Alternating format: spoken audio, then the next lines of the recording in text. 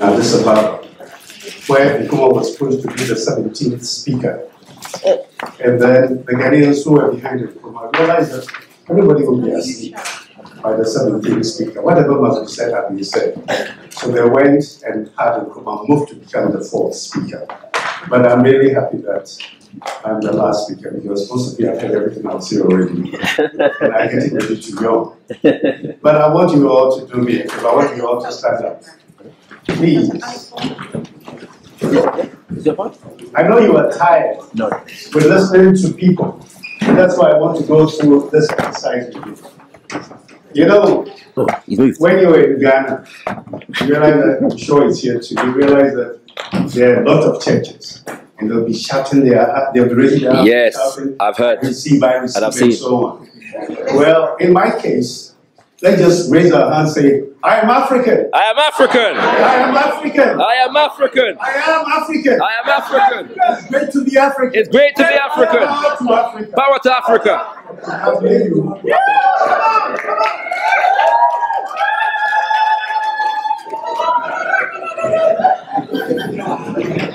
At my age, I remember when I was telling somebody, a young man who was laughing at me.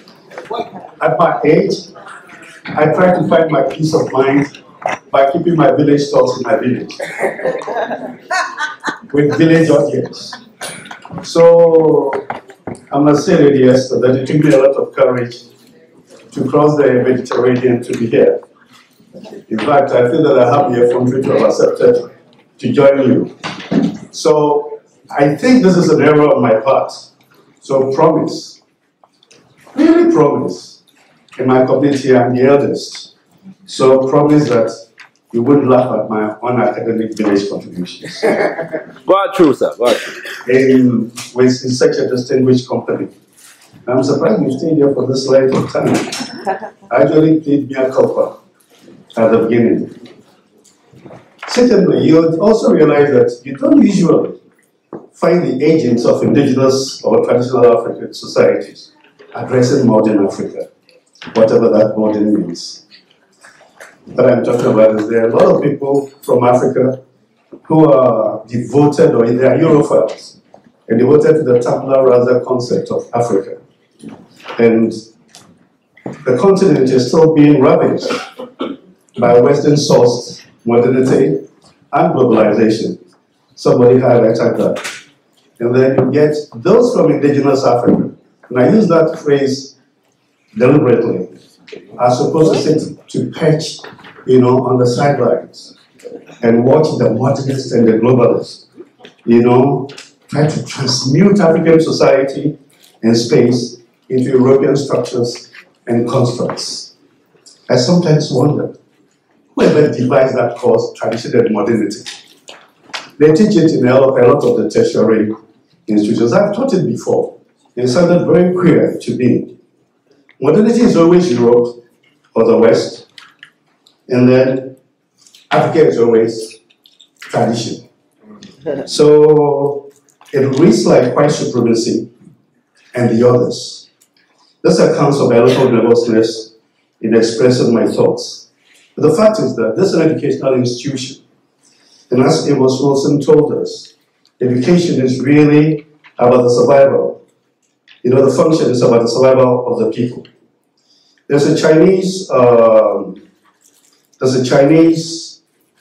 proverb that I like, or saying, know yourself, know your enemy, and in 100 battles, you will never be defeated. Do we know ourselves? Do we know who our enemy is?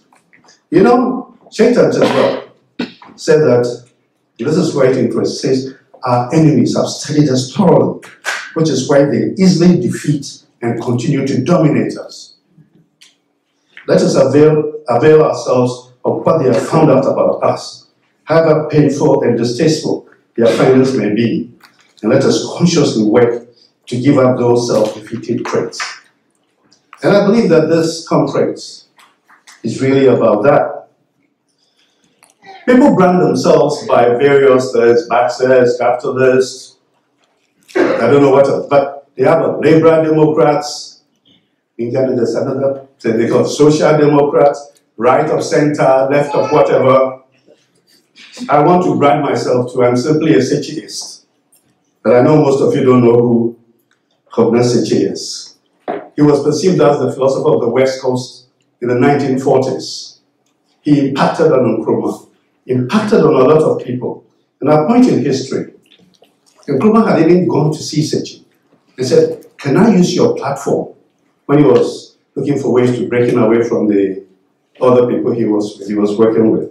Can I use your platform to work towards uplifting our consciousness towards independence? Of course, Sechi said, well, they have to do consultations. Unfortunately for Sechi, or maybe fortunately, the next day he heard of Nkrumah, he had formed the Convention's People's Party, and that became another history. But interestingly, in 1913, Sechi founded, together with a man called Re-Engaging, they founded the Gold Coast National Research Institute with the objective, 1913, with the objective of removing the white man's standpoint from the African point of view. What we're talking about what? The Malefice and so on are now propagated, and then they were talking about it at that time. So he wrote a play called The Blinkers. He wrote it in 1916. I went to watch it about 2 years ago with some friends of mine, and he said, it's just like yesterday. But that yesterday shows how much we've been destroyed. So I'm a Sechiist. If you want to understand me, then please read about Sechi, find out more about him, and try to look for his thoughts. But I must also say that you must forgive me, that there's this, my thoughts are brewed from this space labeled as Ghana. I didn't say my thoughts are from Ghana, from a space that is labeled as Ghana. It's not because I'm following Alfred Hutchinson and when he entitled his book, The Road to Ghana. But you see, Ghana was an inorganic colony, British colony, which was being transformed into an organic African country. It is something, we sometimes think that the African countries were there. No. There had to be a transformation.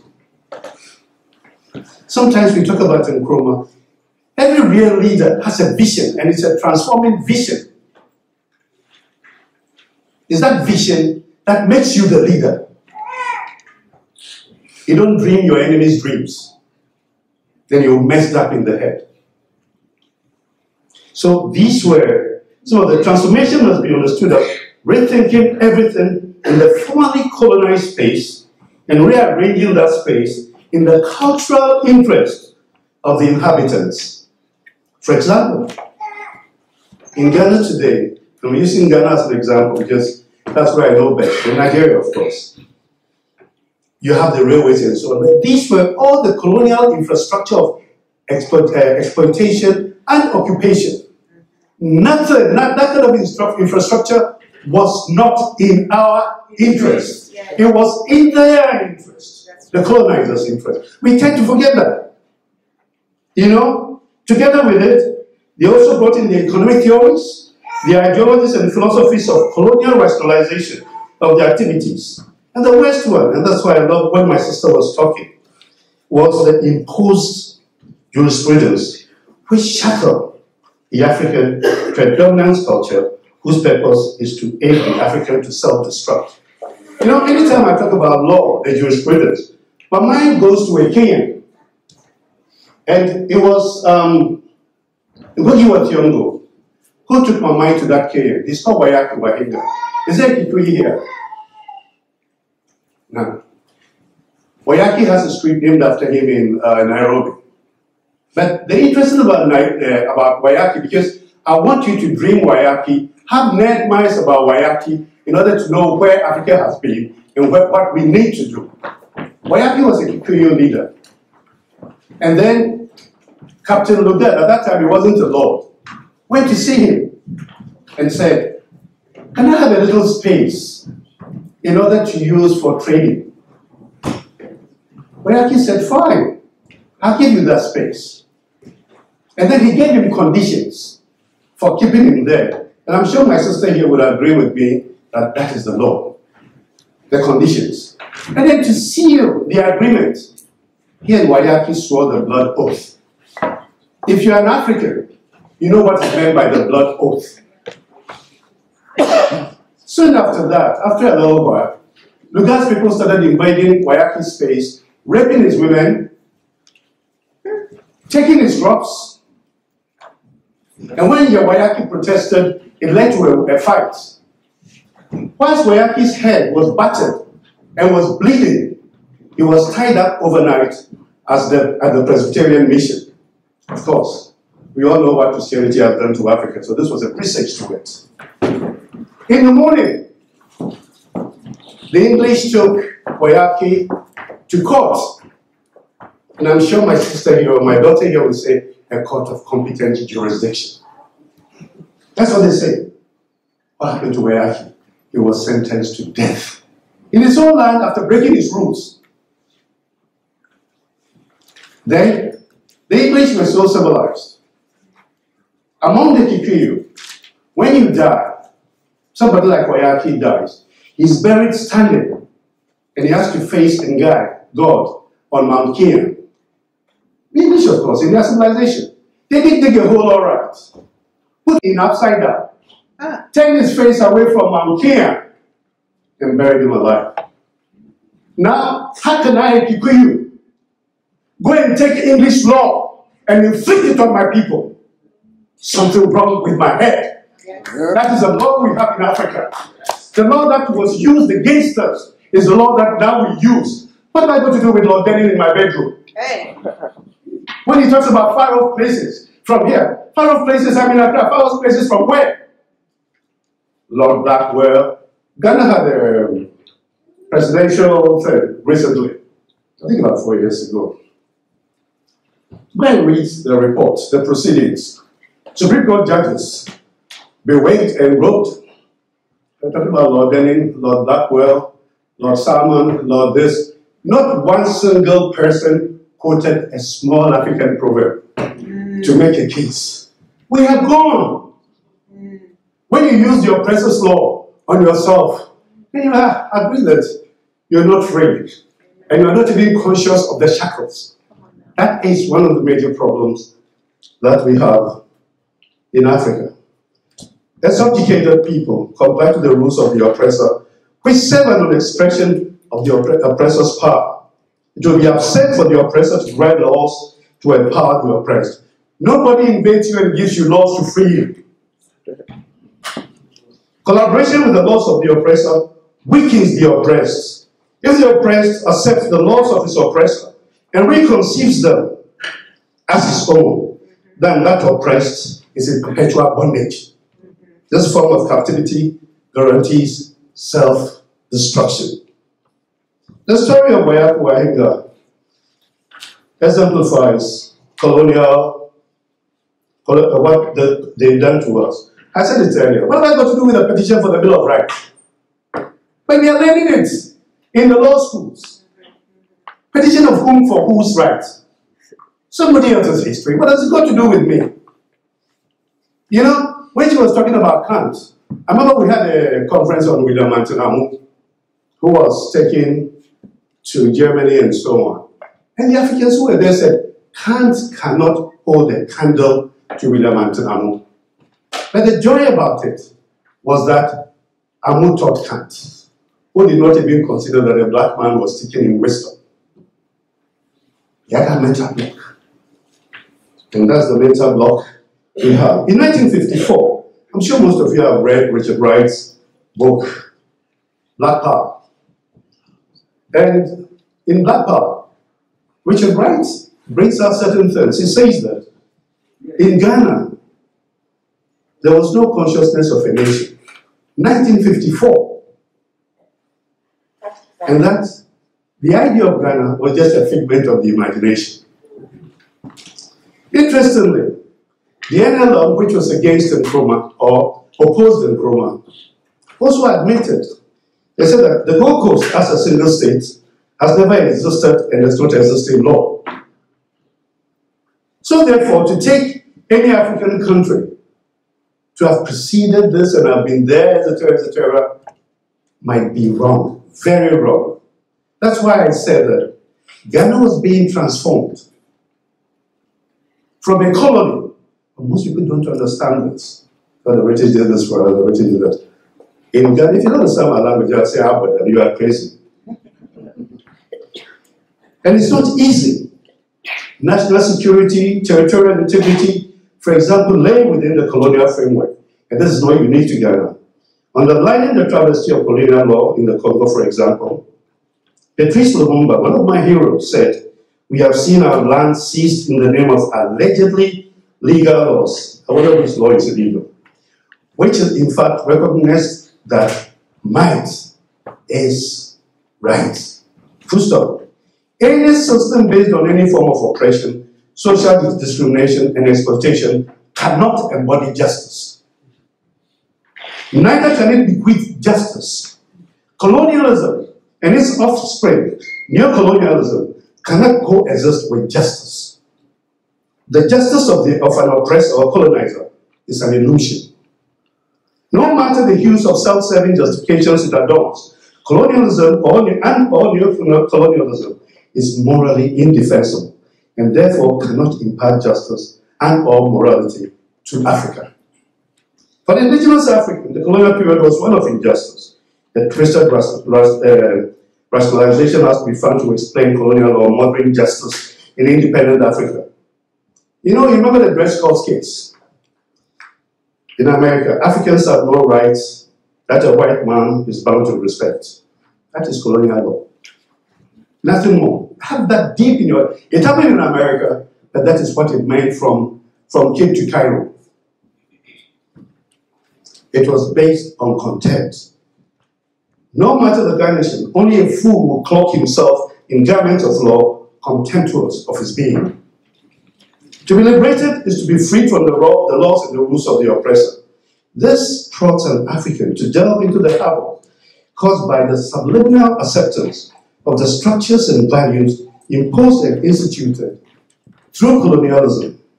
How does one unite Africa from the platform of jurisprudence emanating from colonization? How does one unite Africa with structures, philosophies, organizations, and dreams that affirm the crime, the heinous crime of 1885? How does one repair Africa for Africans? Whose cultural reality are Africans operating from or operating with? How can an African, and I put this particular African in quote, unite Africa with European mindsets? How does one heal a traumatized continent? Following Sheikh Anta Diop again, one may ask, how do you restore the consciousness of African historical unity? How do you get rid of European-created boundaries that rip nations apart, as the young man from Cameroon? In fact, I thought he would say Mount Fako instead of Mount Cameroon. How do you create a powerful and modern army? And these are all jobs. How do you create a powerful and modern army endowed with civic education that would make it unlikely to indulge in Latin American type of pushes? How do you oppose, out of hand, any idea of creating white states anywhere in Black Africa, no matter where the idea comes from? These are just the tip of the overwhelming challenges emerging in the possession of sovereignties, ethnic or otherwise, in a space patched together by colonial powers without cultural soul searching, a national dialogue, and healing processes. It's tough. In fact, a man went to a quotation from Chinwesu. He says, after 50 years, that's then. So it's after 60 years, our laws, our customs, our cities, everything bears the characteristics of the European colonizers. You know, sometimes I make fun. Whenever I see African leaders with wearing titles like Your Excellency, I keep wondering, what does that mean in my language? How do I translate that to my grandmother? Then they put a red carpet there, and they call it red carpet treat. And I ask myself, but in my culture, red is for danger. Red is for, you know, so why do you put a red carpet there? Is it me? But you see, we are just following without thinking. We are not questioning. Whenever I see an African political head sitting on a dais, I weep inside. Why? Because of this was introduced by the colonial masters or whoever the oppressors. The word master is wrong. By the oppressors, and they sat on daisies while the Africans sat on the floor. And if you watch the picture of one of the most important traditional hairdressers emerged in Ghana, Prempeh the First, lying prostrate and having his head in between, and his mother in between the white man's legs, believe you me, no matter where you come from Africa, as Peter Tosh would say, you have tears welling in your eyes, and they sit on daisies. Look, the problems we have are many, but it all comes from interrogating. If you don't interrogate, we wouldn't notice the problems and the challenges we have, and we just continue calling your excellencies. And when they come, you see them coming with a chain of cars, the Porsche's cars there, when people cannot even get water to drink in a lot of villages. It's sad. We have followed the European passion in every aspect of life. When they sponsored military government, we went along. When they changed their mind and demanded electocracy, we went along and dutifully imported constitutions and legislative institutions that imitate those in Paris, London, and Washington. I'm quoting to you, Wisdom. Anytime I read this, I just start laughing. And then, as Fanon had said, the lumpen bourgeoisie caste has done nothing more than take over unchanged the legacy of the economy, the thought and institutions left by the colonialists. We don't study Fanon these days. In most African tertiary institutions, they don't. They can't be bothered with Fanon. Oh, Fanon, what are they going to read Fanon for? So, it takes our mind to Benjamin Grumble, reveals the challenges which men or leadership, such as Nkrumah, faced. Grumble said that anytime I want to fight for African rights, I use only one hand, because the other hand is busy trying to keep away Africans who are fighting me.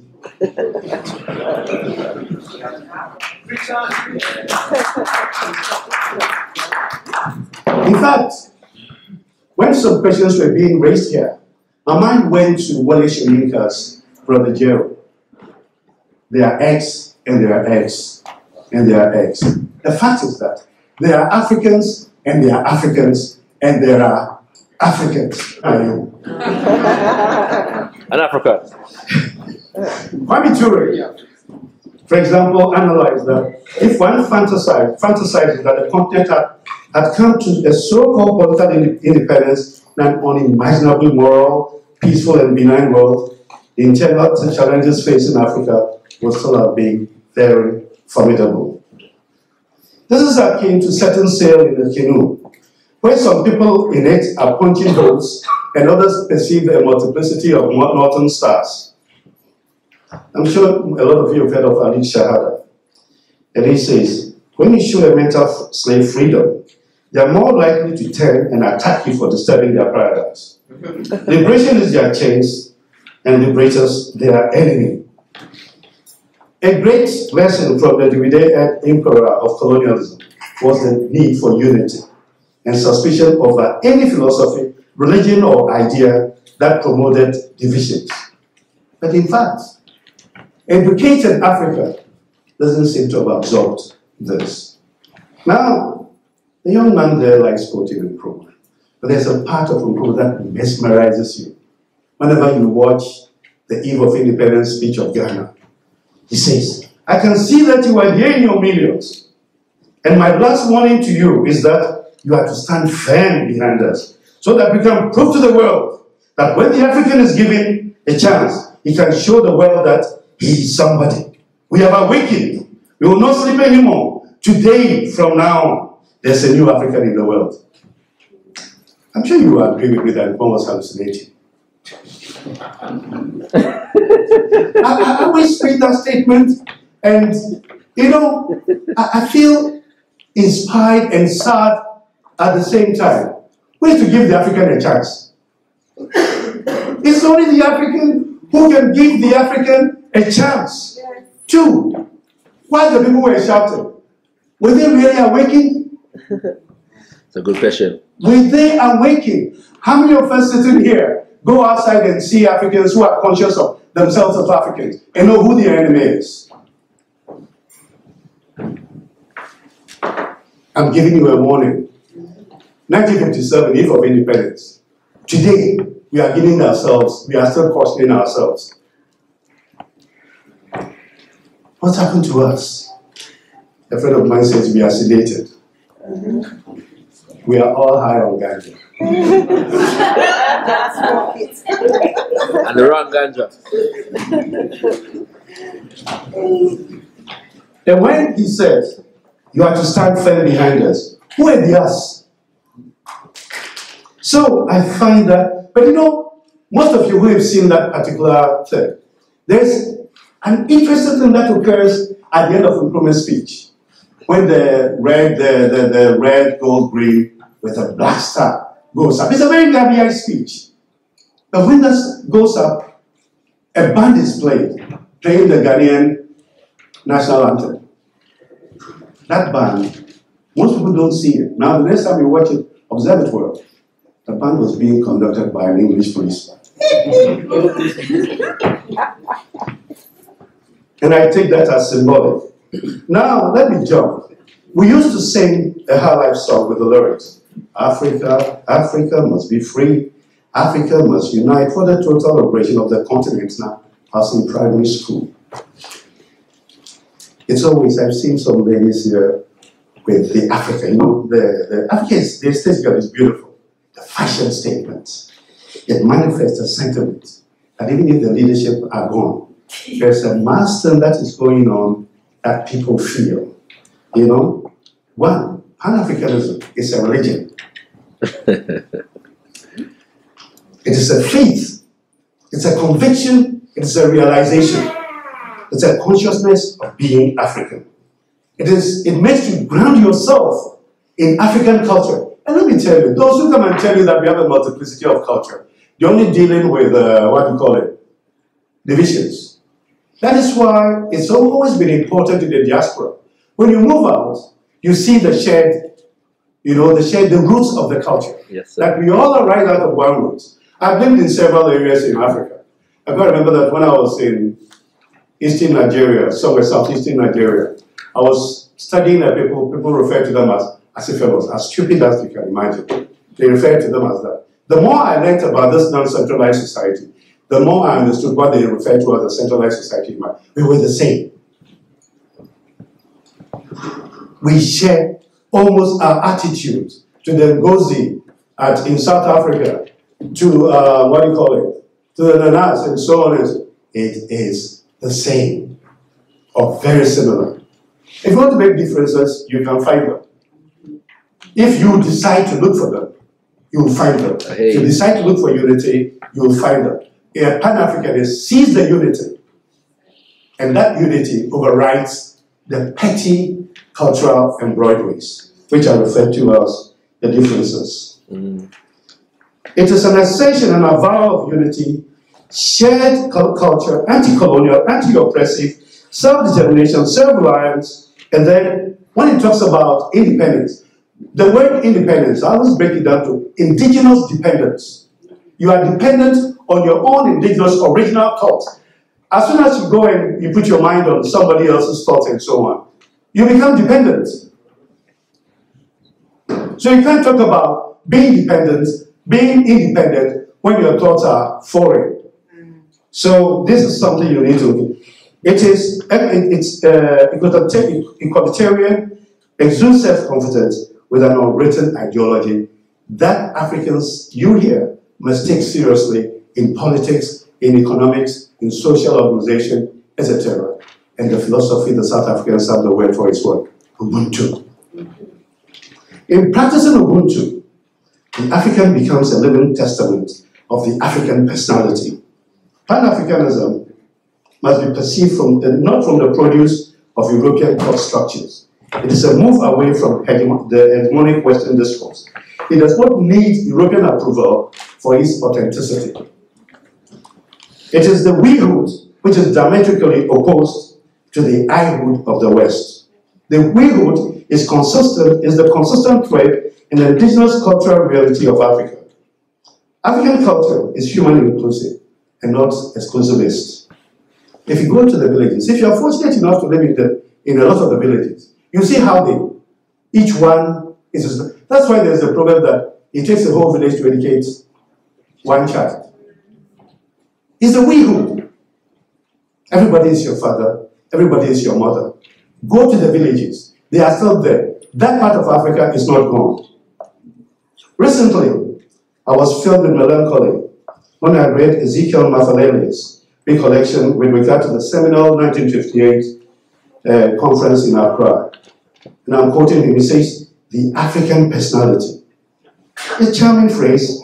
When Dr. Kwame Nkrumah uttered it at a plenary section of the All-African People's Conference in December 58, it did mean something. Within the four walls of that packed hall in Accra, the whole Africa, except for the Gambia and the Sudan, sat and listened, waiting for something to unify our peoples. And as the applause shook that community hall, I felt elevated. A thrilling sensation shot up to my head, and the roots of my hair caught it. In 1958, the theme of the AAPC was Hands of Africa. The phrase African personality and the word freedom were interchangeable. They all exuded excitement. Well, I have 5 minutes, so I have to finish soon. It was Africa in chain, Africa for Africans. The African personality emerges from the indigenous African culture.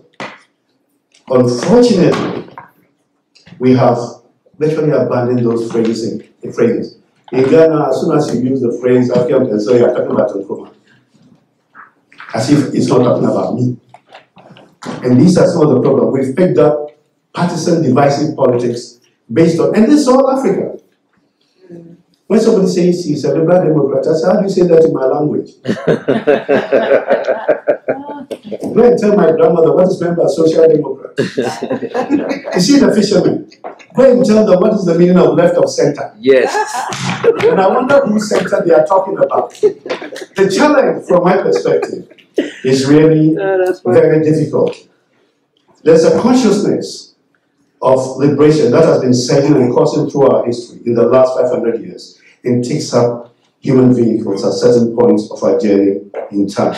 Read Rodney. I don't want to go too much about it. Now that there's no time, one of the things that I've discussed with some of the members here is that just as Manchester was taken to Africa, we need to take Birmingham to Africa. We can talk, but there must be action. And the action must be at the roots. And the root lies in Africa. So there is the proposal of having GAFRIC and its allied societies, organizations, come to Africa. So I hope that all of us are going to help. 2, I've conferred with some people in the University of Cape Coast to host a conference. And I think that in there, we are raising the consciousness. Without consciousness, there won't be any Africa. And it's a consciousness about who we are and so on. Quite recently, in September, I'll finish in 2 minutes. In September, I was in South Africa. There was a conference on Abraham Ongompatse Tiro. I've forgotten all the name. Tiro. Most people are not aware of Tiro. Tiro was bombed in Botswana, given a letter bomb. He opened it in 1974 or so. He was 27 years old. But Tiro really began the Black Consciousness movement, out of which and the rest emerged. You know, Tiro was killed. But what fascinated me about the conference was that it was the university as an institution that had put the Tiro lecture in place. You don't get African universities. I wonder, even Senegal, do they put a Diop lecture in place? Hey. We need to find our heroes. It would be nice to have a Malcolm X lecture in Ghana because of its, relationship with Ghana at the time. And then every year there's a talk. It's in raising consciousness. We're not doing it. And if we don't do it, Who will come and do it for us? We need to raise our consciousness about who we are, about the African society. And it's not descriptive. In fact, the University of Limpopo, where I was, said that their motto is finding solutions for Africa. What solutions are this conference, this gathering going to bring? And what are we going to do with it? If we don't put certain actions in place, then this talk, just like a lot of African friends have done. So let's put something in place. Let's walk out of this room, out of this hall, with some convictions about doing something for Africa. If you read Huey Newton, he will tell you that nothing, and he puts this in an African way, nothing is more important in the world. And every African warrior knows this, is to give your life up for your community. What are you living for? If your life isn't going to help, then we do. That's what it's about, Ubuntu. If your life doesn't lift up your community, then it's a wasted life.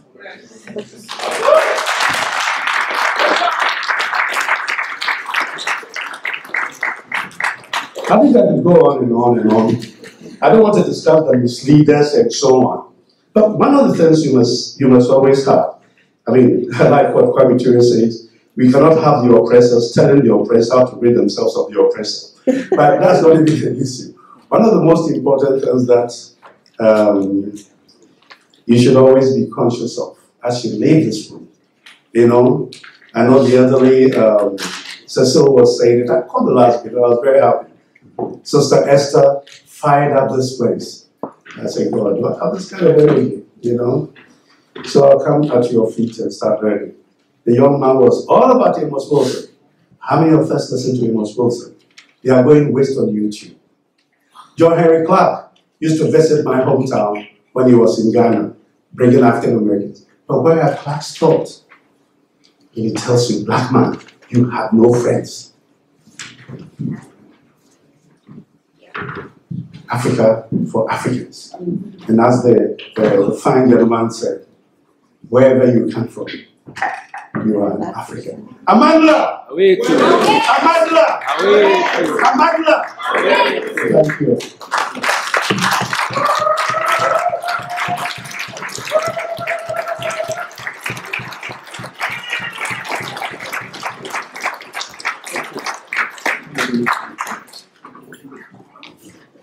I think we can do it better. But before we clap for Nana again, I want us to all shout, Africa! Africa! I can hear you. Africa! Africa! Power to the people! Africa shall rise again. Africa shall rise again. I'm intentionally saying that, and I want to hear your response. Africa shall rise again. Africa is risen. Africa is risen. Wow, thank you all. Please, let's properly thank Nana for the such of blessing.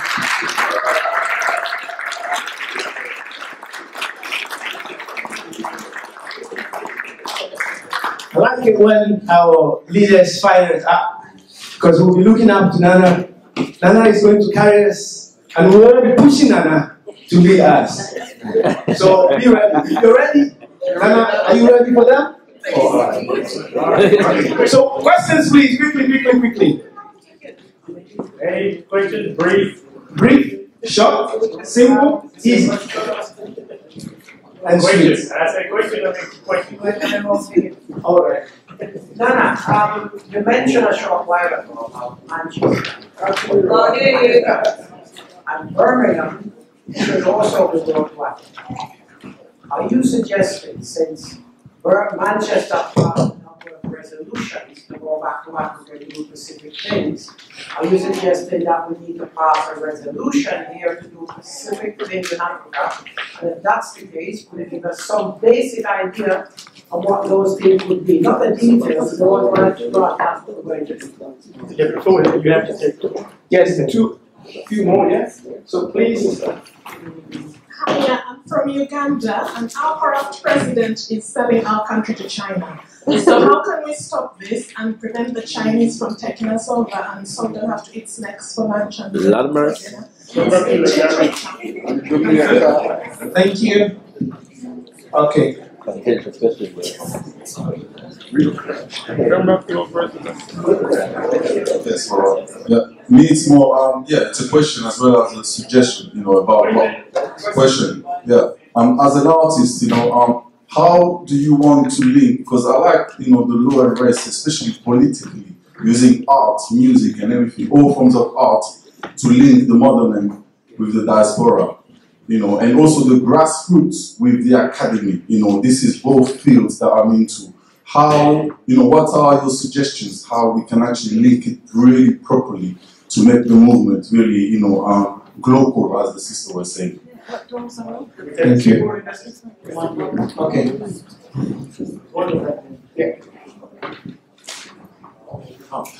Could you tell us the name of Kwame Nkrumah's mentor that you mentioned earlier, or couldn't get the name of it earlier? Okay.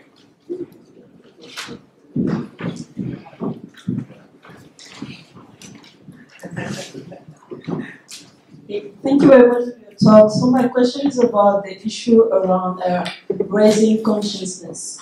So you mentioned that we should raise consciousness. So do you have, like, some young people have tried, like me, for example, I've tried to do that by talking to my peers back home, try to encourage them, but back home people are facing so many other issues that they will often say that they don't have the time to listen to this Pan-Africanism thing and all that. So do you have any tip for us? Because sometimes we feel discouraged. Can I start with her? There may be other questions there, but is Makinde here? Because she's strong. You know, when she spoke, I could see the future. Some of us, and I'm really old, I'm almost 70.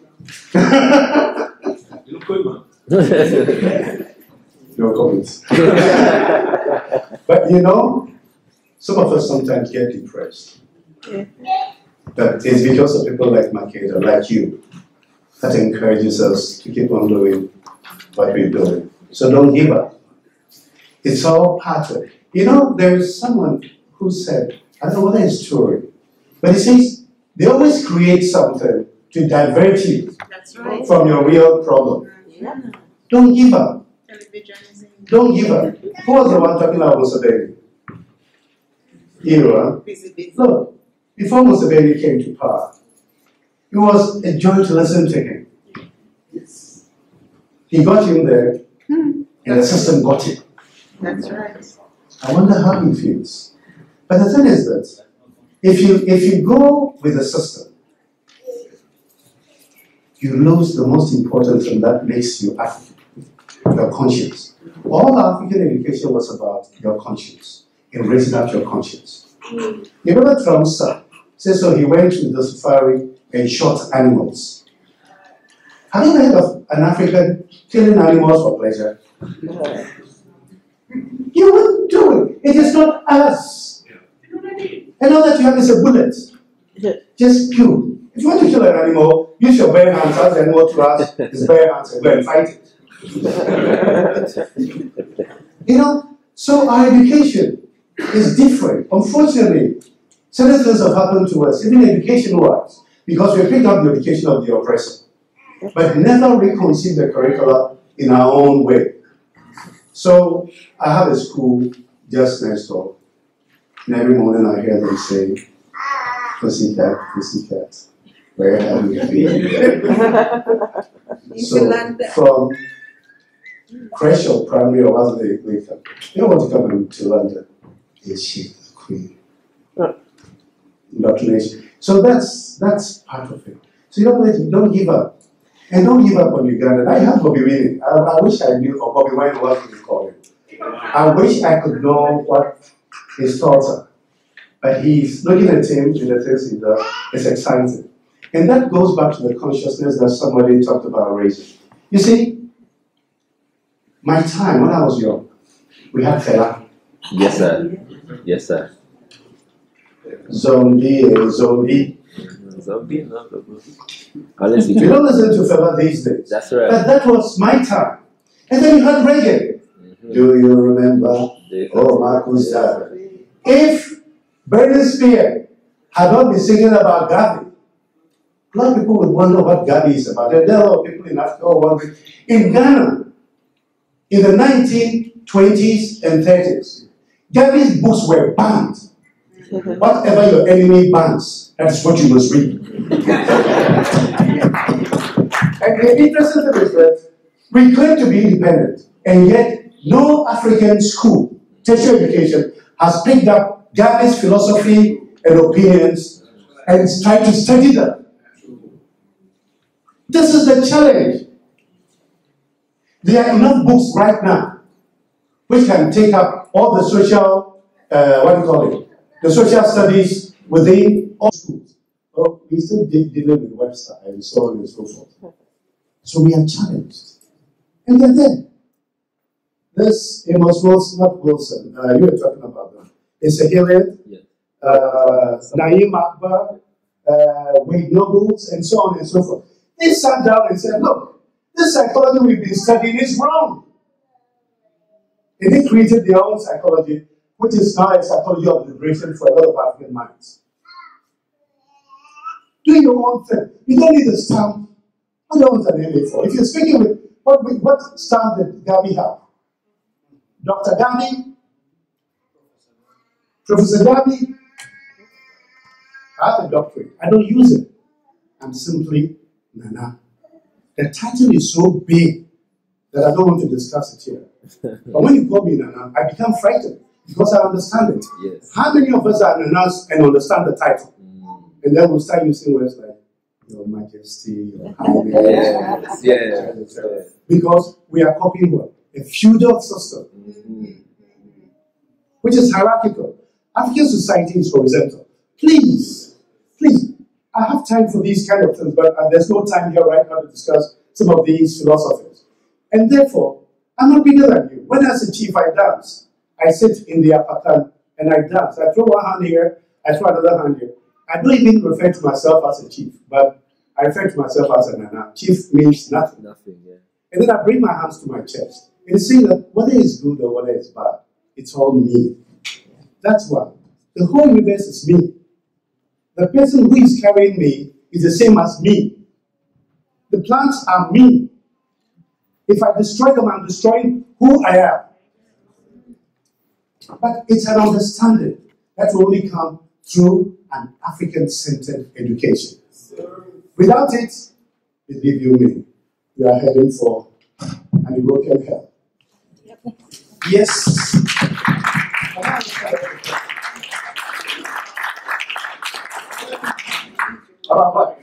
Birmingham.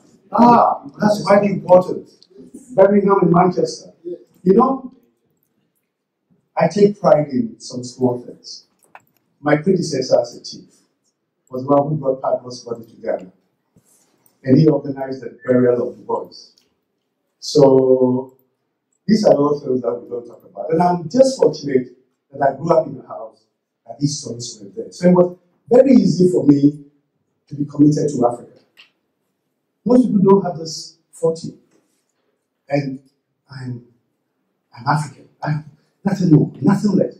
I am African to the core of my being. But you know, Manchester was taken to Africa. Then we have passed some resolutions. Fortunately, we don't have Africa coming there. So is that consciousness of what we're doing here? The young ones speak, how they come? Look, when you come, you can sleep in my house, except my bedroom. You know, we need to share, we need to be with each other. If I had stayed in Ghana this week, today's what? Saturday. I had 3 meetings I had to attend. And all of them would have given me a lot of money to put in my pocket. But this was more important because it was a Pan-Africanism. And I also wanted to test the waters of the African youth here. Come, bring this consciousness. When you come and then they see that you are Africans. The Africans in Africa will stop trying to become white. I'm here, I've not seen one single girl bleach her skin. Easy now. And I said it somewhere. Those who bleach, the mind is already fighting these leads. So what do you expect from them? So keys, it is you. Manifest Africa. Manifest your spirit and let them see the spirit of Birmingham. We may not have resolutions, but that consciousness we must take to Africa. I know that sister is here. She's definitely coming to Africa. Yeah. Okay. Power to the people. Just to remind you, homegoing, Ghana, Zimbabwe, Morocco, 2012. Talk to me about it. We're gambling and we're going back. 2020. Sorry, 2020. I'm going back.